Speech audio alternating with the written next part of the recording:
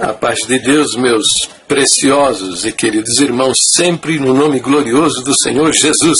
Então veja, nosso querido irmão Basimar, no vídeo Cuidando do Bolso dos Outros, o dízimo, ele deixou o seguinte comentário. Neste vídeo, e em outros também, irmão Jair volta a contradizer a própria Escritura, quando diz que não somos herdeiros da vida eterna. Tudo isso pela falta de não aceitar a guia do Espírito Santo, aquele que nos ensinará todas as coisas. Bem, aqui eu vou adicionar uma explicação, porque eu não sei exatamente o que acredita esse ministério, sabe? Bom, a coisa é a seguinte, é uma barra funda, é uma confusão, é um pantanal de confusões, né? Ninguém sabe definir exatamente o que pensam esses homens, cada um pensa do seu jeitão, né? Eu não sei também como Basimar, ele pensa a respeito dessa relação, Espírito Santo, Jesus Cristo, Deus e tal. Mas ele, no seu comentário, ele diz assim, que tudo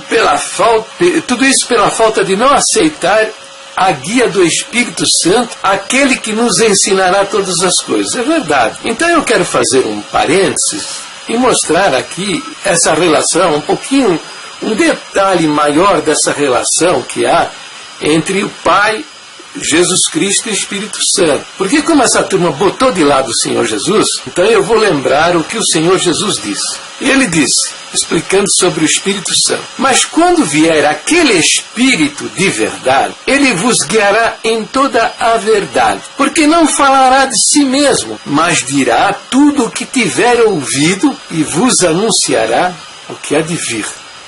Agora, o importante, para que você perceba a importância do Senhor Jesus nesse contexto. Veja o que ele diz, o verso seguinte: ele me glorificará. Por isso, veja bem, todo lugar que você for, onde você não ouvir o nome do Senhor Jesus mencionado, cuidado, fique esperto.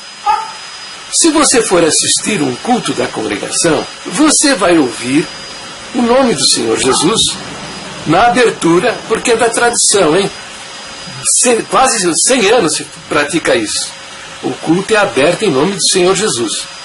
É da tradição. Então, funciona que nem um motor, né? Você aperta o botão e o motor já sai virando.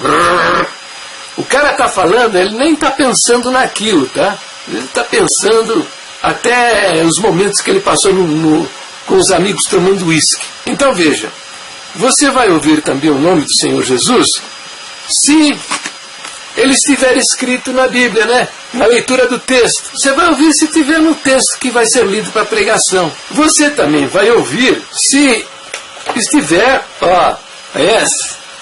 conhece aqui? Se estiver no hino. Então, se tiver escrito o nome dele na letra do hino, você vai ouvir. E nas orações também, que você vai ouvir o nome do Senhor Jesus. Porque nas orações é também parte da tradição, entende? Então o cara fala que nem que se fosse um motor elétrico. Apertou o botão, já sai rodando. Ele não está pensando naquilo. Agora, o que você sabe, o que está acontecendo numa comunidade cristã, é no espontâneo. Porque o espontâneo vem do coração. E você não vai ouvir o nome do Senhor Jesus. Você vai ouvir o nome de Deus. É Deus para cá, Deus para lá, Deus foi, Deus tirou, Deus trouxe, Deus me deu. Entendeu? Mas não fala no nome do Senhor Jesus. Eles dizem que a palavra que sai da boca do pregador é a palavra do Senhor, é o Senhor Jesus. Mas nem sempre, né? Nem sempre. Cuidado com isso, tá? Cuidado. Então vamos lá, vamos ver o verso aí. Ele me glorificará. Ele me glorificará, hein?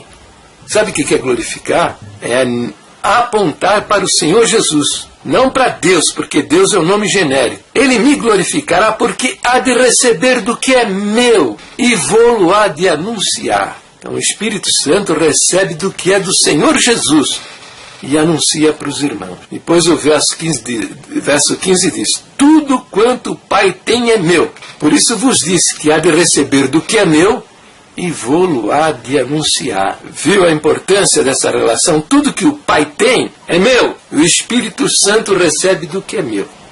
Então veja, não há uma desigualdade aí, um superior ao outro, né? Não existe isso, tá? Mas cada um tem a sua missão e a sua função. Tá bom, então vamos avante. Então ele faz a citação dos versos que eu uso, né, para mostrar que vida eterna é aqui e agora. Ou você tem ou você não tem. Se você tem, beleza, graças a Deus. Se você não tem, você está danado, entendeu? Trata de acreditar naquele sangue derramado somente, hein? Nada de usar muletas, para salvar a sua alma, entendeu? Porque senão não tem outra alternativa, né? Vai perecer no inferno, entendeu? Por quê? Está pisando no sangue derramado em favor do perdão dos seus pecados, para o perdão dos seus pecados, né? Entendeu? Então ele cita, são esses versos que você está vendo agora na tela, está vendo aí? Esses versos, você presta atenção que o Senhor Jesus, ele flexiona o verbo no presente do indicativo. Ele usa o verbo ter e o verbo ser no presente do indicativo, né? Quem crê tem a vida eterna, né? Não é vai ter, vamos ver se vai ter, quem sabe tem, entendeu? Nada disso. Presente indicativo, quem crê tem.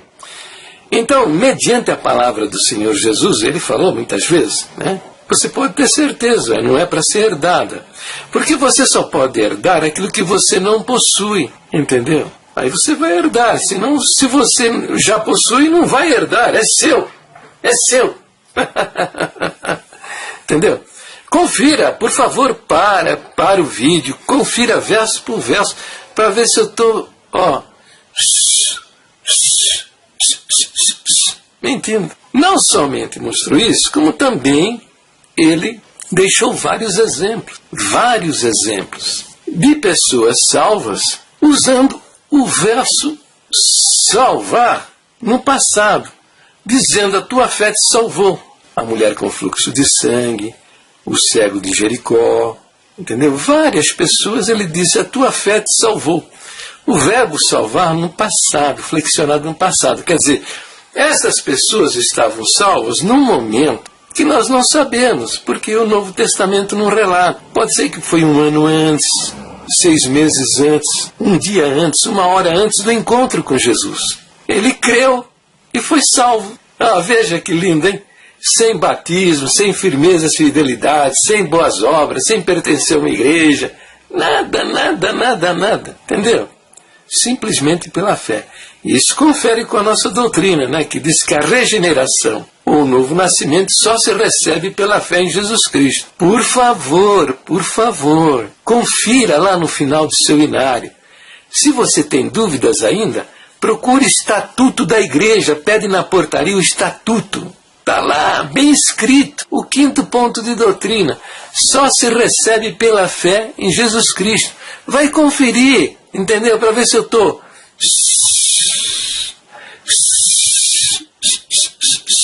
mentindo. Porque você está tão acostumado a ser enganado que quando alguém fala a verdade para você, você pensa que é mentira. Tá bom? Bom, vamos dar uma repassadinha numa parte importante do vídeo anterior, né? A parte 7. Para a gente compreender bem como é que a gente deve ler o Novo Testamento. Como é que a gente deve ler a Bíblia? Tá? Usando óculos de quem? Usando óculos de quem? Dos anciães do ministério da congregação? Com certeza não. De Tiago? Menos ainda. Do apóstolo Paulo? Também não, hein? E ele era um vaso escolhido. Nós temos que ler a Bíblia, o Novo Testamento, com o olhar de Jesus Cristo, com os óculos do Senhor Jesus, hein? Com a lente, né? Melhor dizendo, com a lente do ensino de Jesus. Vamos ver então uma partezinha do vídeo anterior para a gente entender bem essa parte. Tudo isso é para que você entenda, né? Que você não deve usar a palavra de homens, seja apóstolo, seja bispo, seja conselho de ancião, tá? Para contradizer a palavra do próprio Deus.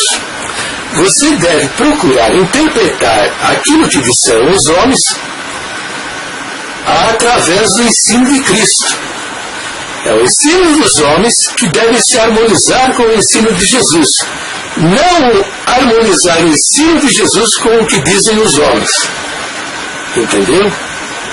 Você deve ler a Bíblia através do ensino do Senhor Jesus. Bem, mas das comunidades cristãs que existem aí na face dessa terra, acho que a congregação deveria ser aquela que não tem o direito de cometer semelhantes erros, né? Dar a palavras de homens uma autoridade igual ou até maior do que a palavra do próprio Deus encarnado. Por quê? Porque nós temos um ensinamento dos mais antigos, lá dos irmãos mais antigos, que é o seguinte: entre uma palavra mal definida de um ancião e um cooperador, nós ficamos com a palavra do ancião porque entendemos que ele tem mais luz. Entre uma palavra mal definida de um dos anciãos, dos mais velhos, e um ancião mais novo de ministério, nós ficamos com a palavra do ancião mais velho, porque entendemos que ele tem mais luz. Entre o que diz o conselho dos anciãos e a palavra de um ancião, mesmo que seja dos mais velhos, nós ficamos com o conselho dos anciãos, porque entendemos que o conselho dos anciãos tem mais luz.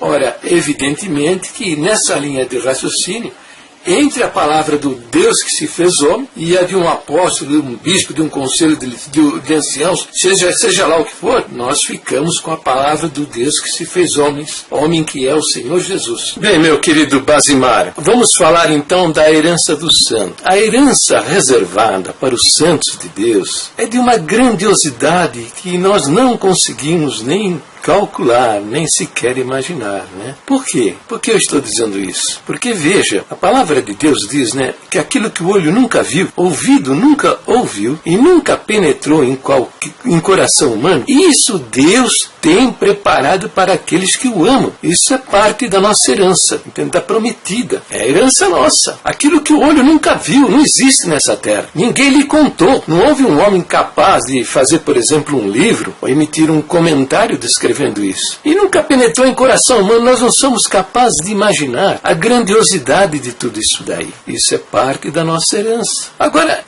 o que é isso? Exatamente o que é isso? Eu não consigo saber. Eu não sei como dizer. Mas é parte da nossa herança, a Jerusalém celestial, que está prometida, vamos habitar nela. É parte da nossa herança, a mansão. Jesus disse que na casa do Pai tem muitas moradas. Ele iria preparar-nos uma delas para nós morarmos.